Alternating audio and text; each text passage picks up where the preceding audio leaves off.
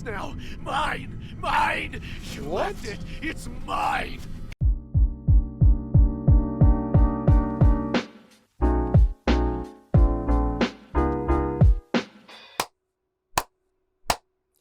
We are gonna be reacting to some llama. I'm gonna go for this one first. I had just reluctantly returned home from an extended vacation trip to Japan. After experiencing delicious food beyond compare, a beautiful country, and spending time with amazing people. Needless to say, I was a bit depressed about coming home. On my first day back home, I went straight to my bedroom and passed out before doing anything else. Rather, I didn't have the energy to do anything else. Okay.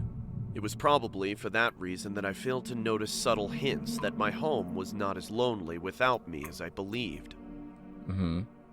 Hours later, I awoke in the middle of the night to the sound of scuttling noises and the floorboards creaking. Understandably confused, I got out of bed and made my way into the hallway that was connected to both the living room. One thing about me is sounds in my house. I'm getting up. See, this is what black people do. When we hear sign, we get up. We don't go investigate. We stand there and see if you can hear it again. If the sound's getting closer, you brace yourself to, mess up whatever is the cause of that sound. Cautiously, I crept my way through the darkness, groping the wall next to me for balance in my tired state as I trudged forward. I, however, made the fatal mistake of stepping onto one of the loudest boards in the hallway, alerting whoever or whatever was lurking in the shadows of the next room. I paused, as did the entity in the next room, before a whoosh of air was heard as they retreated into whatever crevice they'd come out of. Clearly he's running away. I mean, you might be taking a nervous gulp of air. I walked. He might be getting the you know what, but. Crevice they'd come out of. Let's see what he does. Taking a nervous gulp of air, I walked into the living room and turned on the nearby lamp that dimly lit up the room. Okay.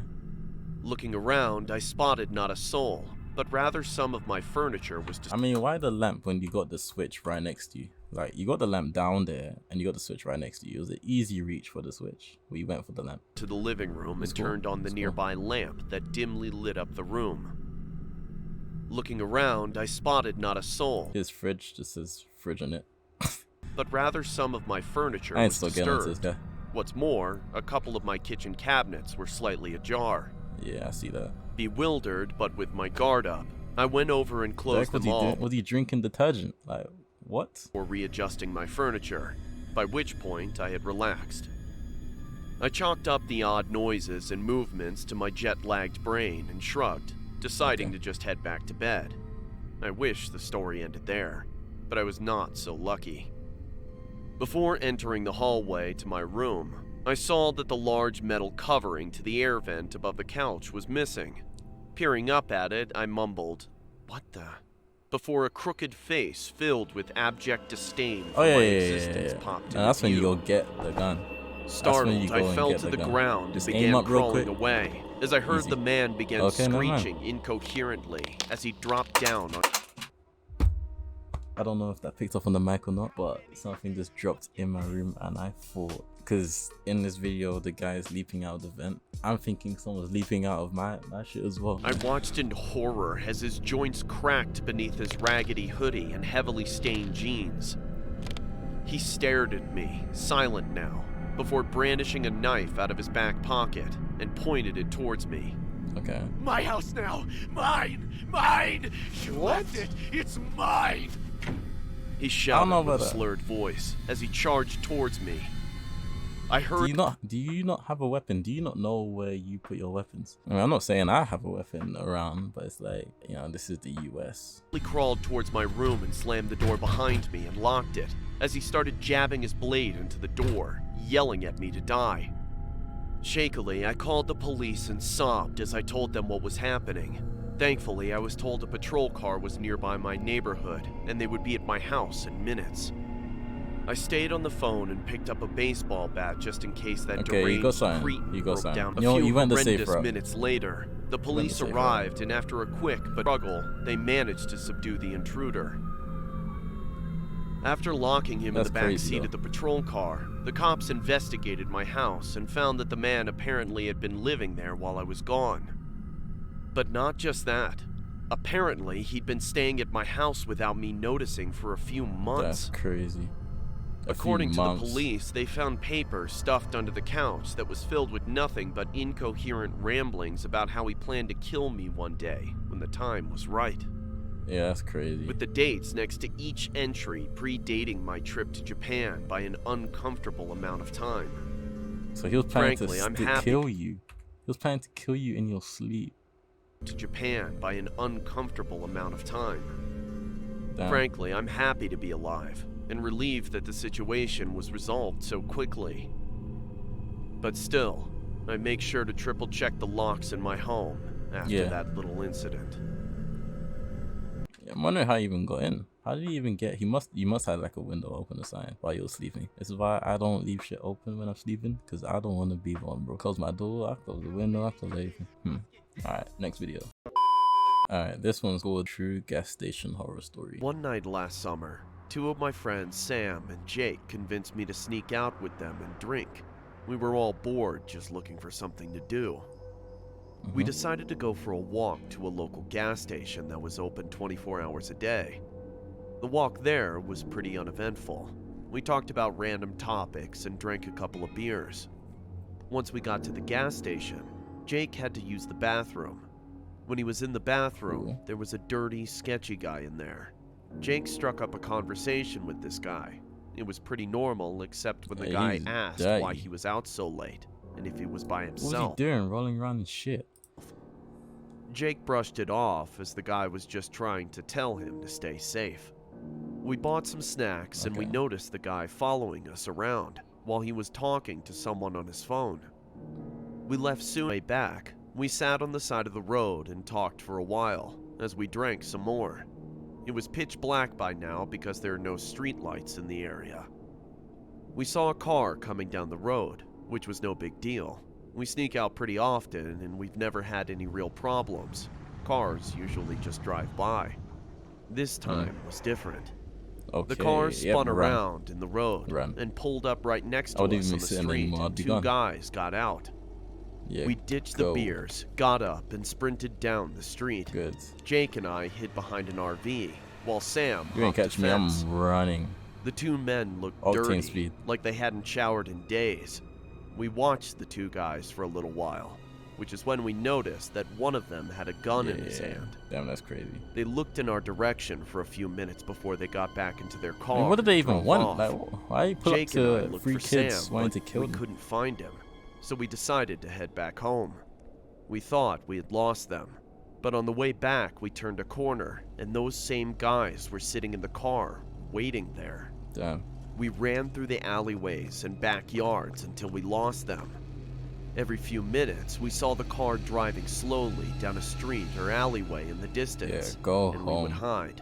Eventually, we made it back, and Sam messaged to tell us that he got followed by a different car, but he made it home safe. It's been almost a year since that night. We're always more cautious when we go out, and Sam still has nightmares about being abducted. I don't know for sure if the guy from the bathroom had anything to do with it, but we believe that he's somehow connected to it. Is that it? That's it.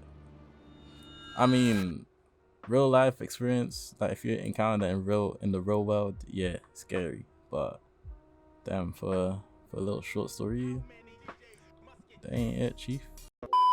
Alright, the last one is called School Lockdown Stories. This one better It was be a good, man. typical boring day in calculus, only it was Friday, 7th period, meaning the week was almost over and spring break would finally be upon us. So everybody was getting antsy in their seats, I could tell.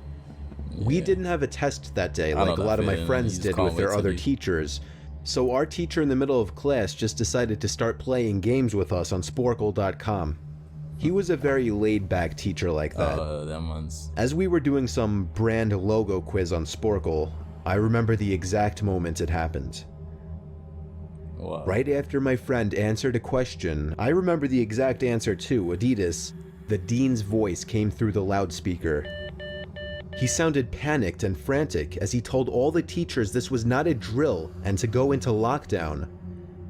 I actually got the chills, and I got goosebumps on my arms as our usually laid-back teacher too seemed panicked as he ran to turn off the lights and ushered us to the back corner of the room. We all sat in silence for about 2 minutes. I'm assuming this is gonna be like a school shooting or something. I hope not. And then the usual buzzing that came from a panel in the back of the room ceased, indicating that the school must have cut all the power. We all looked at each other, realizing this must be serious. Yeah, it is serious. A few more minutes of waiting later, we heard a man screaming at the top of his lungs coming down the hallway. Make sure that door is locked. 2 girls in the class actually started crying, which made all of us even more scared. As the screaming got closer to the classroom, the lunatic-sounding man started banging on the lockers while screaming, "I'll kill all of you." Yeah. It was at that moment that I started to fear for my life. This is definitely a school shooter. I'm getting those vibes right now. My teacher shushed us as we all looked at each other to see our peers' reactions. The banging then moved from the lockers to our classroom door. And that's when one of the crying girls screamed no. Why would you scream? If he's banging on the door, he wants to hear a reaction. He wants to know if anyone's in there. You screaming, this confirms that you're in there. No. The banging on the door only grew worse as the man started screaming, "Open up." 2 of the girls in the class were crying out loud now. It felt like an eternity that man was pounding at the door. But eventually, window he or finally something. continued down the On the hallway, floor, you know? screaming like a mentally insane person until what we I'm could thinking. not hear him anymore. I'd say 10 minutes later, though it felt like half an hour given the situation, the dean came back on the loudspeaker explaining the situation, which was surprising for him to do. Yeah. He explained that some apparently mentally unstable person entered the building and assaulted the woman sitting at the front desk, causing her to Damn. flee the building screaming, and staff wasn't sure if the man was armed or not. Now, this was before the school had cameras or could afford proper security, so the school was wide open to something like this happening.